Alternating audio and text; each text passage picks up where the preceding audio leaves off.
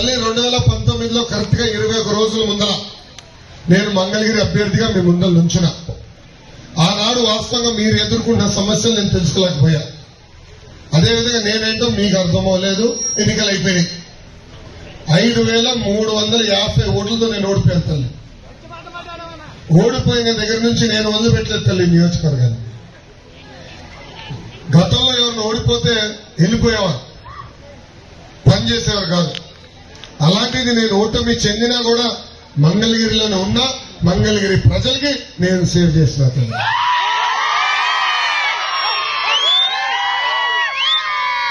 ఈ రోజు ఈ సభాముఖంగా కరకట కమల్ హాసన్ గారికి సూటిగా ప్రశ్న వస్తుంది.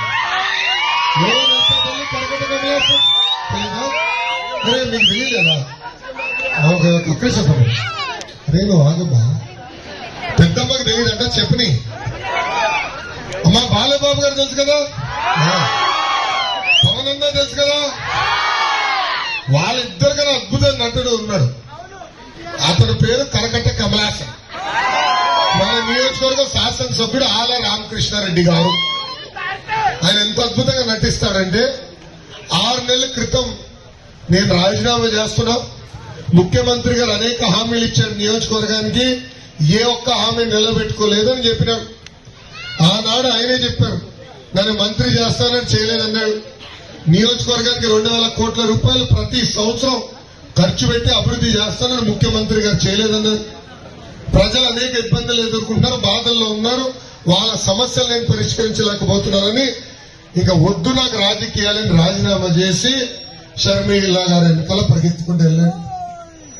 తర్వాత 2 నెలలు ఏమైందో నాకు తెలియదు. ఏం మాటలు కుదిరినా నాకు తెలియదు. మళ్ళీ సడన్ గా ముఖ్యమంత్రి గారి ఇంటి ముందర కంపెట్టాడు కరకట్ట కమల్ హాసన్. పక్కన కట్ చేస్తే సీను ముఖ్యమంత్రి గారు కండ వేస్తున్నారు. ఇంత అద్భుతంగా నటుడు. ఇలా ఎన్నో నటులు చేస్తాడు. రేపు వస్తాడు మళ్ళీ క్యారేజ్ పట్టుకుని పొలంలోకి వస్తాడు. మళ్ళీ అదేదో క్యారేజ్ నించినట్టు ఒక యాక్టింగ్, మళ్ళీ ఇంకొక యాక్టింగ్.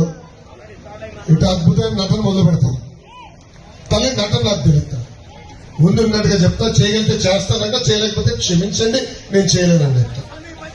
అమ్మా నేను ఓడిపోయిన తర్వాత కూడా కేఆర్ కొండూరుకి ఆరోగ్య రథాలు పంపించాను. మీకు ఉచితంగా అనారోగ్యంతో ఇబ్బంది పడుతుంటే,